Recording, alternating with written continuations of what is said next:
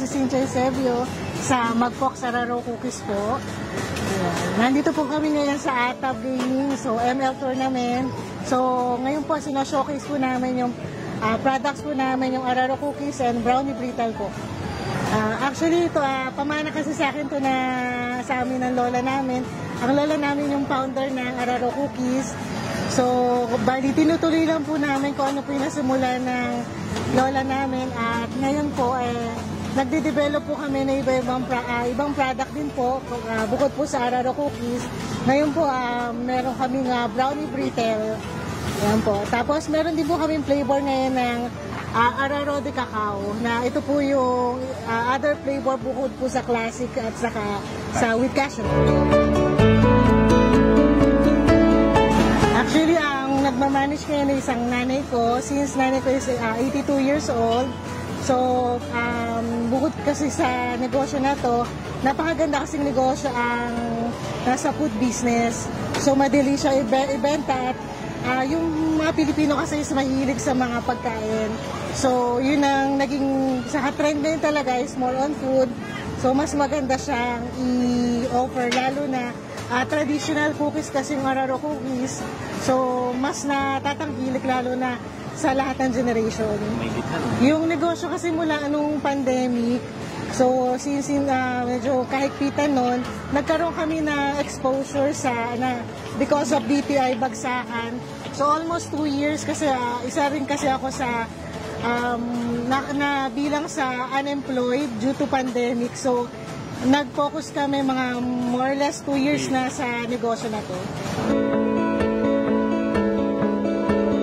Ayun, yung pinagdaanan namin during pandemic dahil napakahirap lumabas, pero naging challenge sa amin yun na dahil medyo down yung market ngayon that time sa pandemic.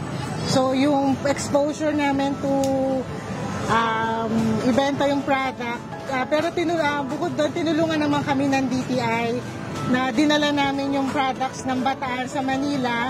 So nag-start kami na ibenta yung Araro Cookies sa parking lot ng DTI. So ito yung DTI project bagsakan.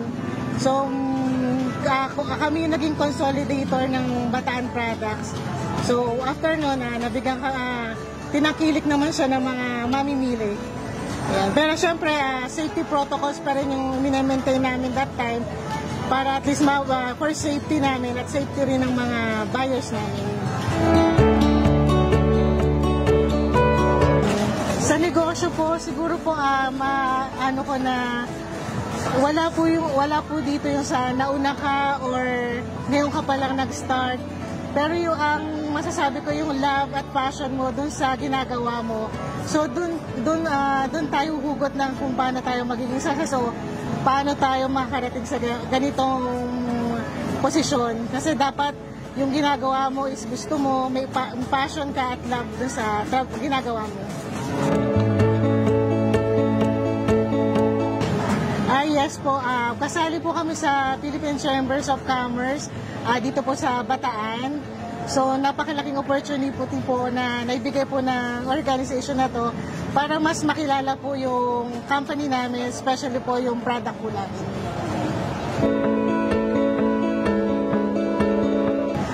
Yung unique selling point ko, bukod po siya sa traditional cookies. So yung special po ng Araro namin is yung traditional na molder na pinamana pa po muna ng aking lola.